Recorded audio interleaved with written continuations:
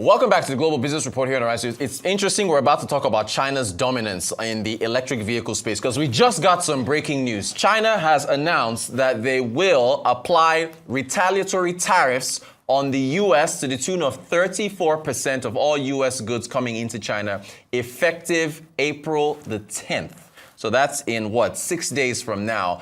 Once again, just coming in and hitting the wires, China says they will retaliate against the U.S. 34% tariffs on all U.S. goods coming into China effective the 10th of April. And don't forget, U.S. President Trump had said that if China wanted a deal on tariffs, they could allow the U.S. to purchase TikTok, which is owned by ByteDance, which of course is backed by the Chinese government. So it's all happening. We have to see how the markets react to that. Speaking of China, again, very interesting. This breaking news just came through. Let's look at Li Auto, which is an electric vehicle maker. Their mega minivan. It's really incredible stuff here with an influencer.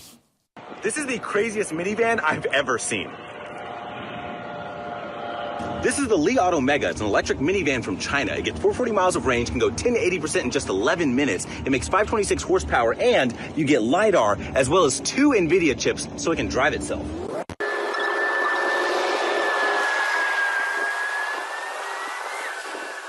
Insane. You also get dual chamber air suspension, and every piece of glass on this car is double laminated. Mix that with the fact this has a lower drag coefficient than a Porsche Taycan, that makes this car quieter than a Maybach S-Class.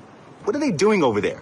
Let's make a minivan that's as quiet as a Maybach. What the heck? In the third row, I get silly amounts of legroom. Whenever I recline, my other seat will automatically match it. I get heated seats right back here, and I have cabin talk so that the driver can talk to the third row, which isn't too crazy because a Honda Odyssey can do that. But a Honda Odyssey doesn't let the third row talk back to the front. In the second row, I get sunscreen shades, these VIP-style seats that are heated, ventilated, and massaging. Have a wireless charging pad, a head pillow, a neck pillow, a leg rest, and a cooler that can also double to keep food hot. And if I need a place to eat said food, I have a built-in table right here. But it gets better. I can fold down the seats to make a bed. The third row can even do the same. And it can do this. Rear screen is opening.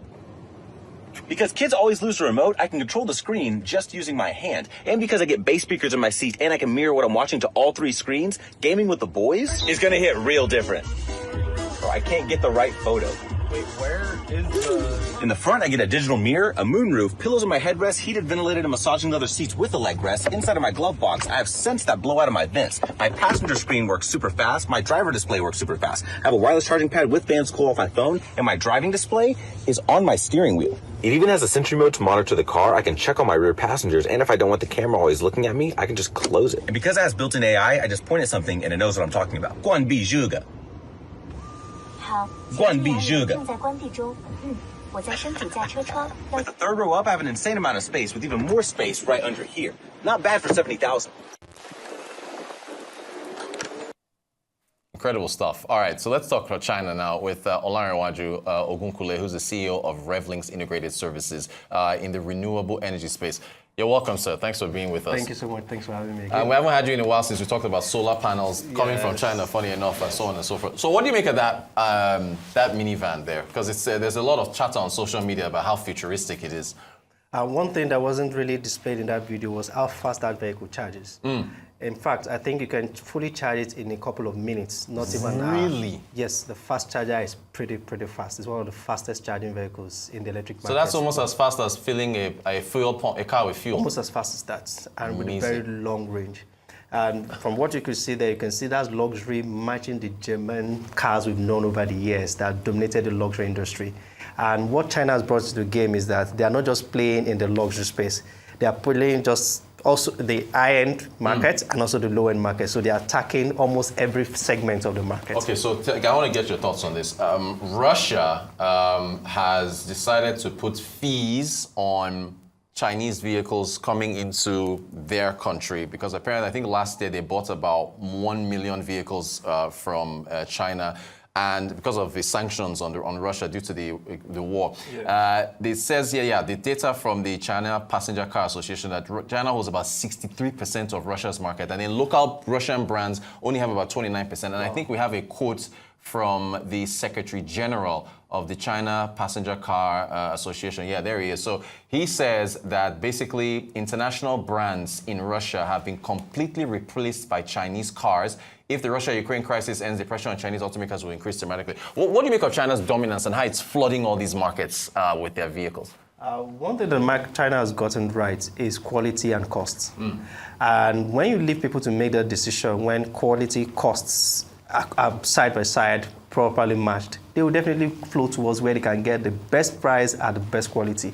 And for China and Russia to retaliate, definitely they're trying to just regulate things.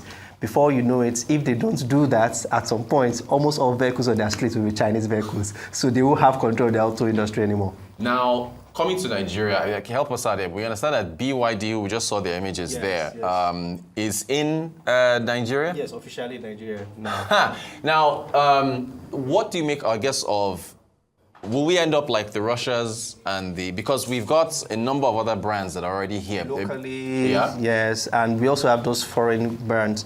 So one thing that is clear in Nigeria is that we still have shortage of vehicles. We shouldn't be deceived by what Lagos is like, where we have a lot of vehicles on the streets and experiencing the traffic. So we can just assume that's how we have cars all over the country. There's still a lot of states that still have shortage of transportation and especially mass transit. And if China can come in to fill in that gap, I believe they will be welcome. And BYD is not the only one. Wuling has been officially in Nigeria for a couple of months. We bought one of the first set of Wuling vehicles from some vehicle dealers in Nigeria. So there are a lot of electric vehicles from China that are really, really growing into the Nigerian markets, and they're scaling very fast. Okay, so if someone tells you, how are we even discussing electric vehicles in Nigeria when we have volatile power supply? Okay, so, because you drive an electric vehicle, right? Yes. Okay, so explain this, please. So I've been driving electric vehicles for months. I think within the first 2 or 3 months of my electric vehicle, I've done over 5,000 kilometers on the car. And it's a different world entirely.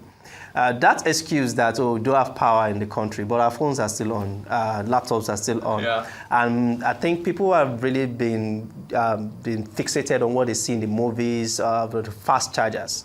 So that's in their perspective, they believe that's the only way to charge electric vehicles. A lot of people have asked me questions like, what if your battery runs out on 3rd Mainland Bridge? What if, fortunately for me, maybe I wasn't in that traffic, I would have had a different experience because getting to the next charging station. But the electric vehicles, most of them have 2 charging modes. There's a slow charging that takes regular 8, sometimes up to 9 hours, depending on how low the car is. And that's suitable for I get home, plug my car to the next day, or I get to work, plug my car, and when I'm done, I can move on.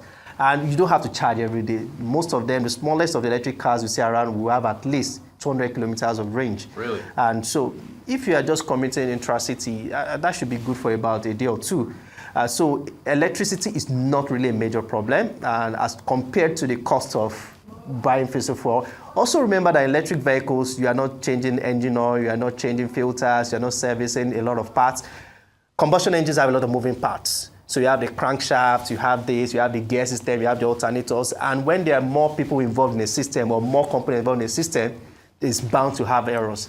So electric vehicles are easier to maintain and they are cost effective. And I think they're good. Do you think they can scale over time across Not they can scale, they're actually scaling.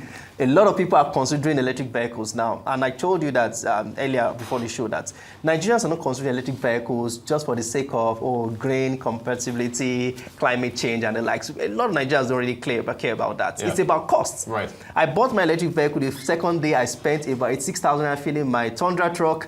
And the next day, 6,000 was gone. Wow. So I knew that something it's time to switch, yes. Are we, you're hearing the news of possible battery factories being built? Yes, a lot of policies that's been made by the government is really making the Chinese consider having proper factory set up in Nigeria, especially the import duties and some other tariffs that they have to pay while clearing in the batteries. For solar panels, they have some good pass-through customs, but batteries is one of the major driving force behind renewable energy and even electric vehicles.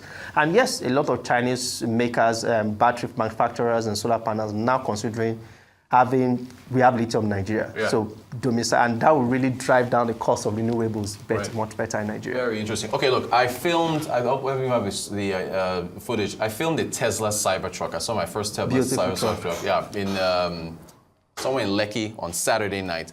I think is whenever we see one of these things, we know it's a sight to behold, right? Yeah, with the whole thing. Yeah, there it is.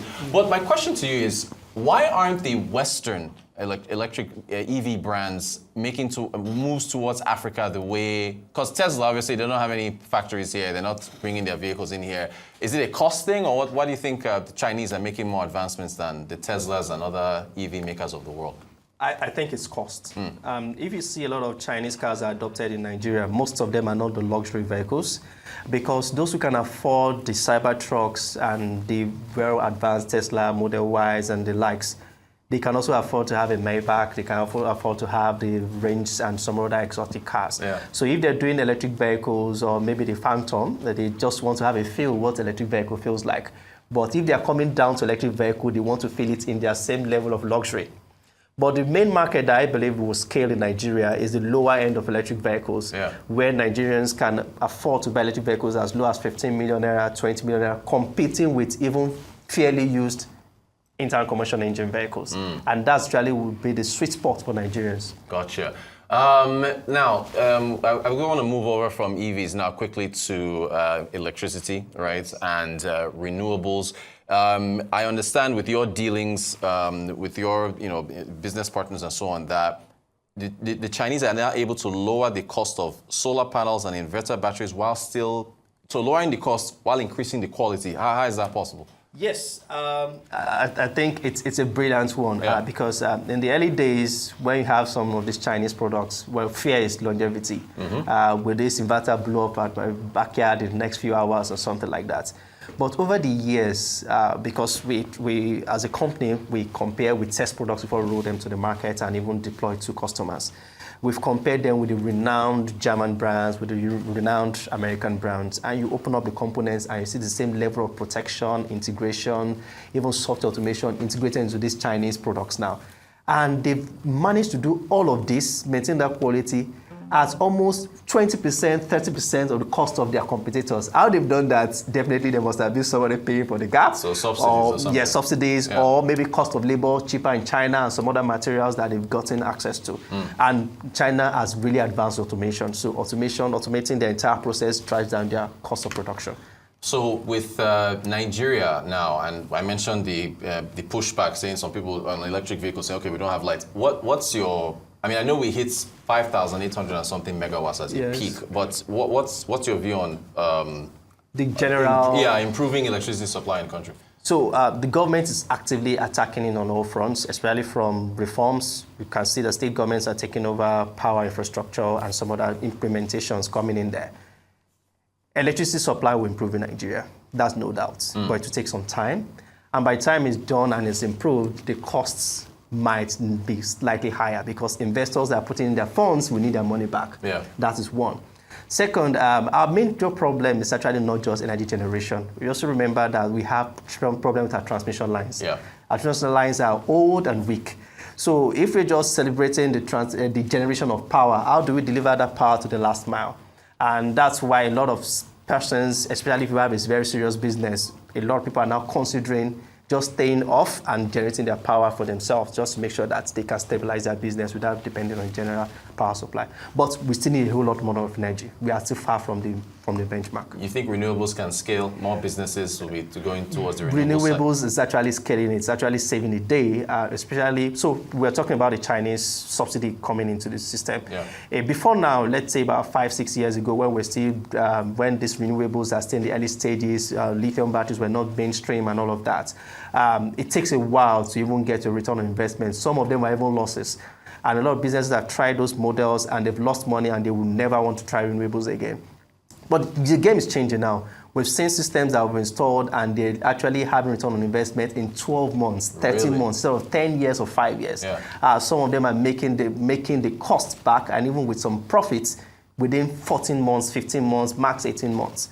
Because there are a lot of Chinese products with top quality at lower cost, which is, like I said, just about 20%, 25% of the original cost that would have been before. And that's changing the game right now. We got to go, but what about the fear of a takeover? I mean, everything sounds good, but at some point, you've got Chinese products just flooding the whole of Nigeria. What does that do for domestic policies will still have to come in place, especially to encourage local production. There will still be need for some knowledge transfer, training the local entities here so that we can do our things ourselves. But for now, when there's a lot of shortage, I think you have to rely on the imports. Olanrewaju Ogunkunle, CEO, RevLinks Integrated Services. Thank you so much for joining us. Appreciate it. Thanks for having me.